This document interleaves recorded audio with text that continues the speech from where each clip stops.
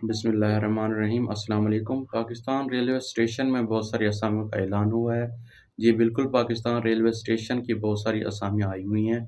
इन असामियों में अगर आपकी एज 18 से लेकर 62 साल तक है, तो आप बिल्कुल इस पर अप्लाई करने के लिए एलिजिबल हैं। इससे पहले जो भी मैंने आपके साथ जो असामियाँ शेयर की थी, उसमें आपकी एज 18 से लेकर 25 साल तक होती थी, 35 साल तक होती थी या उससे 18 से लेकर 38 साल तक होती थी। इसमें जो आपकी एज लिमिट है उन्होंने बढ़ाई हुई है, यानी कि अगर आपकी एज 18 से लेकर 62 साल तक है, तो आप बिल्कुल इस पर अप्लाई करने के लिए एलिजिबल हैं। और इस पर आपके अप्लाई करने की लास्ट डेट 5/5/2024 यानी कि आप मई के 5 तारीख तक इस पर अप्लाई करने के लिए एलिजिबल हैं। इसमें जो आपकी क्वालिफ़िकेशन उन्होंने माँगी हुई है, आपकी क्वालिफ़िकेशन उन्होंने मैट्रिक माँगी हुई है, यानी कि अगर आपने मैट्रिक किया हुआ है, तो आप बिल्कुल इस पर अप्लाई करने के लिए एलिजिबल हैं। आपने मैट्रिक किया है, उसके साथ-साथ आपके पास कोई इलेक्ट्रिकल डिप्लोमा है, टेक का कोई डिप्लोमा है या इसके बाद एचएससी का कोई आपके पास डिप्लोमा है, तो आप बिल्कुल इस पर अप्लाई करने के लिए एलिजिबल हैं। इसमें जो असामी की अनाउंसमेंट की गई है, मैं सबसे पहले आपको उन असामियों का बता देता हूँ कि इन जो हमारे पास रेलवे स्टेशन की असामियाँ आई हुई हैं, इनमें कौन-कौन सी असामियों की अनाउंसमेंट की गई है। बाद में हम इसकी डिटेल में चलेंगे और मैं आपको बाद में इसकी जो आपकी अप्लाई करने का मुकम्मल तरीका बताऊँगा। तो देख लेते हैं कि जो हमारे पास जो असामी की अनाउंसमेंट की गई है, इसमें जो हमारे पास सबसे पहले असामी की अनाउंसमेंट की गई है, उसमें है जी असिस्ट टेक टावर की असामी है जी, ठीक हो गया। इसका जो बीपीएस और इसमें जो वैकेंसीज़ की तादाद है और ये बाद में सारा कुछ मैं आपको बताता हूँ, ठीक है जी। और इसमें जो हमारे पास सबसे पहले असामी है जी असिस्ट टेक टावर की असामी है, उसके बाद जी दूसरी जो हमारे पास असामी की अनाउंसमेंट की गई है यहाँ पर भी दूसरी टेक टावर की असामी की अनाउंसमेंट की, यानी कि यहाँ पर जो हमारे पास असामियों की अनाउंसमेंट की गई है, इसमें 2 असामियों की अनाउंसमेंट की गई है और इसमें जो आगे इसमें जो पोस्ट की तादाद है, मैं आपको नेक्स्ट चल के आगे बताता हूँ। मैं हूं मोहम्मद वकास मदनी, आप देख रहे हैं मेरा YouTube channel Waqas Madni jobs. मैं डेली बेसिस पर आपके लिए सऊदीया की जॉब्स लेकर आता हूं, दुबई की जॉब्स लेकर आता हूं और उसके साथ-साथ प्राइवेट जॉब्स लेकर आता हूं और उसके साथ-साथ मैं आपको गवर्नमेंट जॉब्स के बारे में बताता हूं। अगर आप मेरे चैनल पर फर्स्ट टाइम आए हैं या आप ओल्ड हैं, तो मेरा YouTube channel Waqas Madni subscribe कर लिए। इसके साथ-साथ आपने इस वीडियो को कंप्लीट देखना है और इस वीडियो को सदका जारिया समझकर दूसरे लोगों के साथ शेयर भी करना है, ताकि बहुत सारे लोग इन असामियों से फ़ायदा उठा सकें। तो देख लेते हैं कि हमारे पास असामी की अनाउंसमेंट की हुई है। इसमें आपका बीपीएस क्या है, इसमें आपकी क्वालिफ़िकेशन क्या है, इसमें आपका उन्होंने एक्सपीरियंस क्या माँगा हुआ है, इसमें आपका उन्होंने एक्सपीरियंस क्या माँगा है और आपकी यहाँ पर पोस्टिंग है, वो कैसे होगी और आपने इस पर अप्लाई कैसे करना है। चलें जी वो देख लेते हैं। इसमें जो हमारे पास जो सबसे पहले जो हमारे पास असामी की अनाउंसमेंट की गई है, उन असामी में जी सबसे पहले है जी असिस्ट टेक टावर की असामी की अनाउंसमेंट की गई। यहाँ का इसका बीपीएस 5 है जी। इसमें आपको 9 मतलब जो इसके वैकेंसी की तादाद है, यहाँ पर 3 वैकेंसीज़ का अनाउंसमेंट की गई है, यानी कि असिस्ट टेक टावर की यहाँ पर 3 वैकेंसीज़ हैं। इसमें जो आपकी मिनिमम एजुकेशन माँगी हुई है, इन 1 ईयर और more diploma in electrical telecom technical education with certificate diploma HSE health safety environment से यहाँ पर आपसे उन्होंने डिप्लोमा मांगा हुआ है, यानी कि अगर आपकी तालीम मैट्रिक है और उसके साथ साथ आपने इलेक्ट्रिकल का या टेलीकॉम का टेक्नीशियन का कोई डिप्लोमा किया है, इसके साथ साथ आपका एजुकेशनल सर्टिफिकेट भी है और एचएससी यानी कि हेल्थ सेफ्टी इन्वायरमेंट में आपका कोई डिप्लोमा है, तो आप बिल्कुल इस पर अप्लाई करने के लिए एलिजिबल है।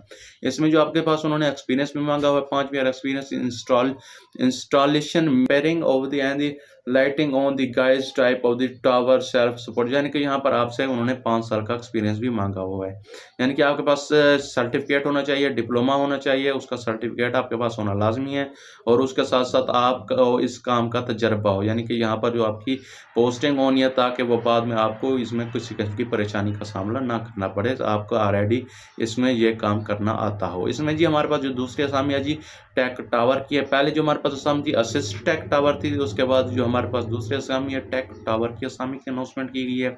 इसका बीपीएस 8 है जी। इसमें जी जो असामी की तादाद है वो 4 है जी। फर्स्ट ऑफ ऑल जो हमारे पास जो असामी थी ना असिस्ट वाली, तो वहाँ पर हमारे पास उसका बीपीएस 5 था और इसका बीपीएस 8 है, यानी कि जो जिस लिहाज से जिसका बीपीएस ज़्यादा होगा उसकी जो आपकी सैलरी पैकेज होगा उसका सैलरी पैकेज भी अच्छा।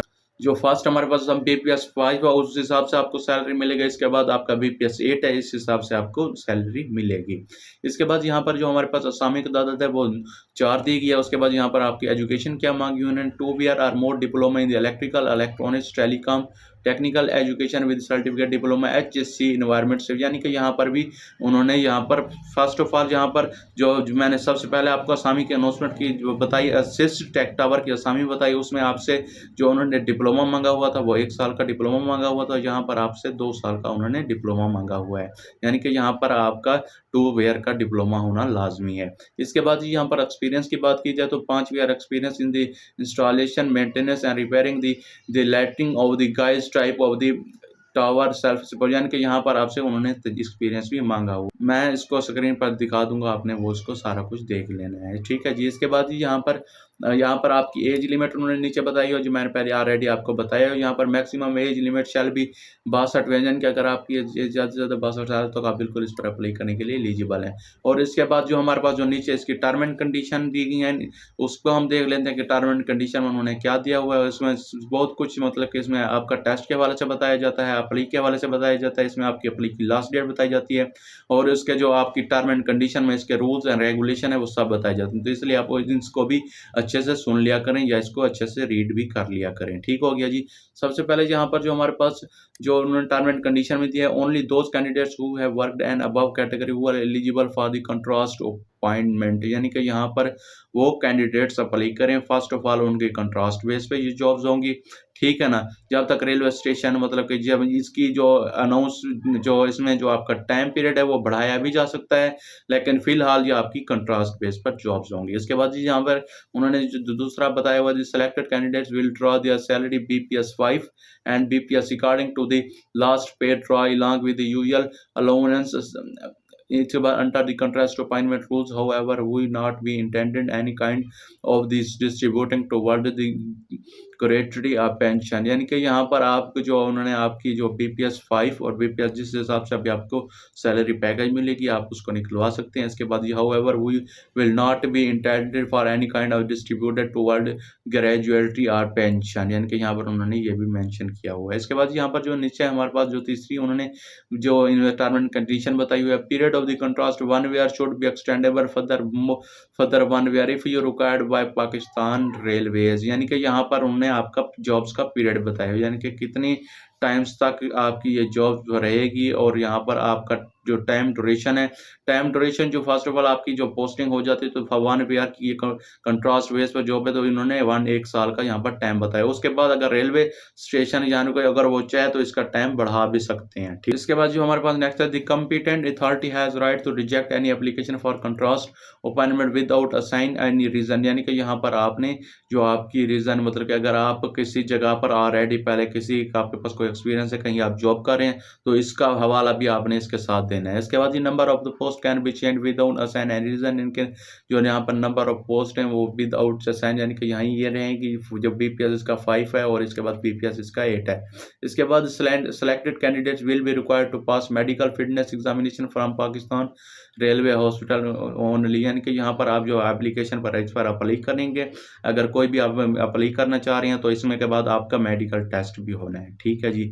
ये बात आपने जहन में पहले नोट कर लेनी है कि इसका मेडिकल टेस्ट भी होगा, और ये नहीं है कि मेडिकल टेस्ट आप कहीं से भी करवा सकते हैं, ऐसा नहीं होगा। यहाँ पर उन्होंने मेंशन भी किया हुआ है कि यहाँ पर उनका जो examination from Pakistan railway hospital only, यानी कि जो पाकिस्तान रेलवे का जो हॉस्पिटल है उस हॉस्पिटल में भी आपका टेस्ट होगा, और कहीं से आपका टेस्ट नहीं होना फिजिकल जो आपका मेडिकल टेस्ट। इसके बाद call letter will only issued the candidates eligible for contrast appointment, यानी कि यहाँ पर उन्होंने बताया कि उन लोगों को कॉल या लेटर मतलब कि जारी किया जाएंगे, कॉल की जा सकती है या उनको लेटर जारी किया जा सकता है, जो इसमें आपके जो अप्लाई करेंगे उसके बाद इसमें सेलेक्ट होंगे। इसके बाद no TA will be paid candidates called interview and medical examination, यानी कि यहाँ पर उन्होंने ये जो मतलब कि आपका जो एग्जामिनेशन होगा इसके में इंटरव्यू होगा, उसके इसमें आपको बेसिकली बताया कि आपका जो मेडिकल टेस्ट होना है और उसके बाद आपका इंटरव्यू होना है। उसके लिए जब आप आते हैं और उस पर जो भी अखराजात आपके आते हैं तो वो इस पर कोई मतलब कि आपको नहीं दिया जाएगा, या आप अपना बजाते खुद खर्चे पर आएंगे, ठीक हो गया जी। इसके बाद select person will be post anywhere in inter railway system, यानी कि यहाँ पर आप जब सेलेक्ट हो जाते हैं तो आपको किसी भी रेलवे स्टेशन पाकिस्तान के वहाँ पर आपकी पोस्टिंग हो सकती है। इसमें जो हमारे पास जो डॉक्यूमेंट्स रिक्वायर्ड है यहाँ पर उन्होंने वो भी मेंशन किए हैं कि आपने आपके यहाँ पर डॉक्यूमेंट्स क्या रिक्वायर्ड है, मैं वो भी आपको बता दूँ कि यहाँ पर आपने डॉक्यूमेंट्स कौन कौन से लगाने हैं। इसके बाद जी फर्स्ट ऑफ ऑल हमारे पास यहाँ पर एजुकेशन लिखा हुआ है, ऑल एजुकेशनल सर्टिफिकेट, यानी कि जितने भी आपके पास एजुकेशनल सर्टिफिकेट हैं वो। इसके बाद नेशनल आइडेंटिटी कार्ड कंप्यूटराइज्ड होना चाहिए। इसके बाद railway retired identity card experience certificate होना चाहिए। उसके बाद photocopy of PPO, photocopy of LPC service certificate, 3 fresh passport size photograph, इसका 3 post envelope with RDA card and complete address. इसके बाद सेल नंबर रिटर्न देयर व सेंट लिंक्ड विद एप्लीकेशन। ये ठीक हो गया जी। एक्सपीरियंस सर्टिफिकेट आर रिनोड, यानी कि यहाँ पर जो आपसे उन्होंने मांगा हुआ है कि अगर आपके पास ये आपके ऑल डॉक्यूमेंट सर्टिफिकेट होने चाहिए, कि जितने आपके सर्टिफिकेट, आपका एक्सपीरियंस भी होना चाहिए, आपका फोटोग्राफ, आपकी जो पासपोर्ट साइज पिक्चर होनी चाहिए वो भी होने चाहिए, और इसके साथ जिस भी ये तमाम डॉक्यूमेंट्स, जब आपके डोमिसाइल हो गया, आपके पासपोर्ट साइज पिक्चर हो गया, और ये भी तमाम सारे डॉक्यूमेंट्स आपने इनवेलप में डाल देने हैं। उसमें के बाद आपने उस इनवेलप पर उस पोस्ट का नाम लिखना है, ठीक है, उस पर मेंशन कर दें कि मैंने इस पोस्ट पर अप्लाई कर रहा हूँ, ठीक है जी। इसके बाद आपने उस पर नाम लिखना है, उसके बाद अपना फ़ोन नंबर लिख देना है और अपना कंप्लीट एड्रेस लिख देना है, ठीक हो गया जी। इसके बाद जो हमारे पास यहाँ पर सबमिशन ऑफ द एप्लीकेशन, यानी कि यहाँ पर मैं नीचे आपको बता देता हूँ कि इसके बाद आपने typing the application along with computer biodata, the loan acceptable last date for the submission of application chief personnel officer Pakistan railway headquarter office Lahore in 5/5/2024, यानी कि यहाँ पर आपकी लास्ट डेट उन्होंने 5 मई 2024 उन्होंने बताई हुई है। इसके बाद ये तमाम डॉक्यूमेंट्स आपने सारी चीज़ें आपने रेडी कर लिया, आप अपनी इन तमाम डॉक्यूमेंट्स को भेजना है। बॉक्स चनोल APO from chief personnel officer, यानी कि यहाँ पर उन्होंने आपका एड्रेस दिया हुआ है पाकिस्तान रेलवे हेडक्वार्टर, यानी कि chief personnel officer Pakistan railway headquarter office Lahore में आपने ये डॉक्यूमेंट्स अपने भेज देने हैं, ठीक हो गया। ये थी हमारी आज की जॉब्स, जिसमें मैंने आपको पाकिस्तान रेलवे स्टेशन की जो हमारे पास जॉब्स आई हुई थी उसके बारे में बताया। ये 15 से 20 दिन बाकी हैं, मैं आपको पहले बता रहा हूँ। कुछ दोस्त ऐसे होते हैं कि जो उनकी डेट तो गुजर जाती है, वीडियो को देख लेते हैं, वीडियो को देखते ही वो मैसेज कर देते हैं कि जी इसमें हमारे पोस्ट, हमने इस पर अप्लाई करना है, हमारा अप्लाई कैसे होगा। ये नहीं देखते कि इसमें आपकी जो लास्ट डेट है वो गुजर गई या नहीं गुजरी। इसलिए मैं बार बार कहता हूँ कि वीडियो को कंप्लीट देखा करें, वीडियो को स्किप ना किया करें। मैं कोशिश करता हूँ कि आपको स्टेप बाय स्टेप हर चीज़ बताऊँ ताकि आपके माइंड में कोई क्वेश्चन क्लियर ना रहे। अगर आपको अप्लाई का मुकम्मल तरीका समझ आ गया तो मेरे यूट्यूब चैनल वकास मदनी को जॉब्स को सब्सक्राइब कीजिएगा, वीडियो को लाइक कीजिएगा और इस वीडियो को सदका जारिया समझकर दूसरों लोगों के साथ शेयर भी कीजिएगा। मिलते हैं नेक्स्ट वीडियो में, तब तक के लिए अल्लाह।